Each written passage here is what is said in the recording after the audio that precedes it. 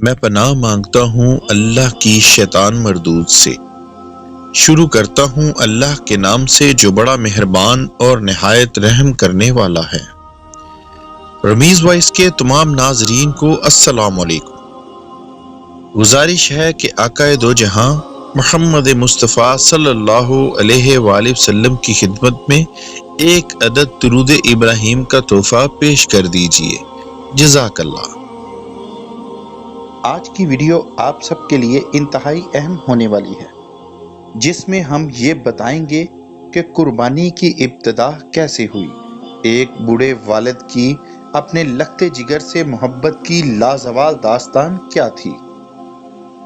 اسلامی مہینوں میں ذی الحج کی 10 تاریخ کو عید الاضحیٰ کیوں منائی جاتی ہے، اور دوران حج شیطان کو کنکریاں کیوں ماری جاتی ہیں؟ رمیز وائس چینل کی جانب سے آپ کے لیے ایک منفرد ویڈیو حضرت اسماعیل علیہ السلام کی پیدائش اور آب زمزم کے جاری چشمے کے بارے میں بنا چکے ہیں، جس میں ہم نے یہ بھی بتایا کہ اللہ پاک نے بی بی ہاجرہ سلام اللہ علیہا کی اپنے بیٹے سے محبت کی وجہ سے صفا و مروہ پہاڑی پر 7 چکر کو لازم کیسے قرار دیا، اور آب زمزم کا چشمہ کیسے جاری ہوا۔ ناظرین، ہم چاہتے ہیں کہ آپ مزید ویڈیوز دیکھنے کے لیے ہمارے رمیز وائس چینل کو لائک کریں، سبسکرائب کریں اور ساتھ ہی موجود بیل کے بٹن پر کلک کریں تاکہ آپ کو ہر آنے والی نئی ویڈیوز بر وقت مل سکیں۔ شکریہ۔ الہامی کتابوں میں حضرت اسماعیل علیہ السلام کی ذات مبارکہ سے جاری ہونے والی ایک اور سنت کا تذکرہ بھی کیا جاتا ہے۔ حضرت اسماعیل علیہ السلام کے بچپن سے تعلق رکھنے والے اس واقعے میں بتایا گیا ہے کہ حضرت اسماعیل علیہ السلام کے والد گرامی حضرت ابراہیم علیہ السلام نے مسلسل 3 راتوں تک ایک ہی خواب دیکھا کہ وہ اپنے لگتے جگر کو اللہ کی راہ میں قربان کر رہے ہیں۔ انہوں نے عالم رواح میں ملنے والے اس حکم الہی کی تعمیل کا ارادہ فرمایا اور اپنے بیٹے سے پوچھا، میں نے خواب میں دیکھا ہے کہ تجھے ذبح کر رہا ہوں، بتا تیری کیا رائے ہے؟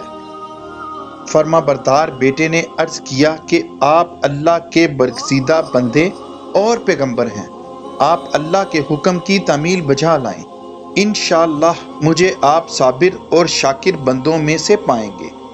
اس باپ اور بیٹے پر نازل ہونے والی آیت کو اللہ تبارک و تعالیٰ نے قرآن کریم کی سورۃ صفات آیت نمبر 102 میں محفوظ کر لیا۔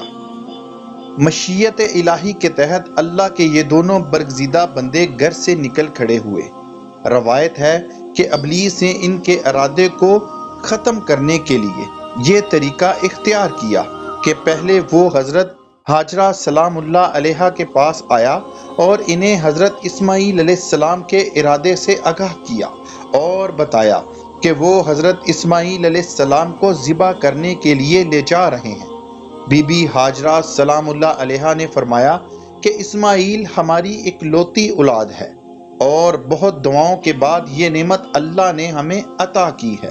حضرت اسماعیل علیہ السلام کا باپ ایسا نہیں کر سکتا، بلا وجہ اسے جان سے مار دے، یہ ممکن ہی نہیں۔ ابلیس نے اپنا یہ وار ضائع ہوتے دیکھ کر کہا، تمہارے اللہ نے ابراہیم علیہ السلام کو یہی حکم دیا ہے کہ اپنے بیٹے کو قربان کر دو۔ یہ سن کر بی بی ہاجرہ سلام اللہ علیہا نے کہا کہ اگر میرے خالق حقیقی کا یہی حکم ہے تو میں اس کی رضا پر راضی ہوں۔ حضرت ہاجرہ کو بہکانے میں ابلیس جب ناکام ہوا تو حضرت ابراہیم علیہ السلام کے پاس آیا اور ان کے اندر موجود پدرانہ شفقت کے جذبات کو اجاگر کر کے بولا کہ آپ عمر رسیدہ ہیں اور حضرت اسماعیل علیہ السلام آپ کی ایک لوتی اولاد ہیں، اگر آپ نے اپنے بیٹے کو مار ڈالا تو آپ کی نسل نہیں بڑھے گی۔ حضرت ابراہیم علیہ السلام نے جواب میں فرمایا، اسماعیل سے میرا تعلق اللہ کی معرفت قائم ہے، اس سے میرا واسطہ اور تعلق صرف اس بنا پر ہے کہ اللہ نے اس کی پیدائش کے لیے میرا گھر منتخب فرمایا ہے۔ یہ میرا بیٹا میرے پاس اللہ کی امانت ہے۔ اللہ ہم سب کا مالک اور مختار کل ہے۔ وہ جب چاہے اور جسے چاہے حکم دے، ہم سب اس کے تابع فرمان ہیں۔ حضرت ابراہیم علیہ السلام کے جواب سے ابلیس کو سخت مایوسی ہوئی، لیکن اس نے حکم الہی کی تعمیل سے انہیں باز رکھنے کی کوشش جاری رکھی۔ اسے ایک اور ترکیب سوجی کہ حضرت اسماعیل علیہ السلام کی کم عمری کا فائدہ اٹھا کر انہیں اپنے باپ سے متنفر کر دے، لیکن حضرت اسماعیل علیہ السلام نے اس کے ناپاک ارادوں کو خاک میں ملا دیا۔ حضرت اسماعیل علیہ السلام نے فرمایا، میں اس بات پر بخوشی راضی ہوں جو میرے اللہ کا حکم ہے۔ میرے والد اللہ کے برگزیدہ بندے ہیں۔ ملائکہ مقربین کے سردار حضرت جبرائیل علیہ السلام میرے والد محترم کے پاس وحی لے کر آتے ہیں۔ ان کا ہر عمل اللہ کے حکم کے تابع ہے۔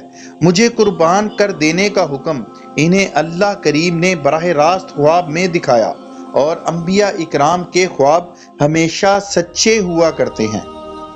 کہا جاتا ہے کہ قربان گاہ کی طرف جاتے ہوئے ابلیس نے 3 بار ان کے ارادوں میں خلل انداز ہونے کی کوشش کی، اور ہر بار حضرت ابراہیم علیہ السلام اور حضرت اسماعیل علیہ السلام نے اس پر سنگ باری کی اور اس کو اپنی راہ میں حائل ہونے نہ دیا۔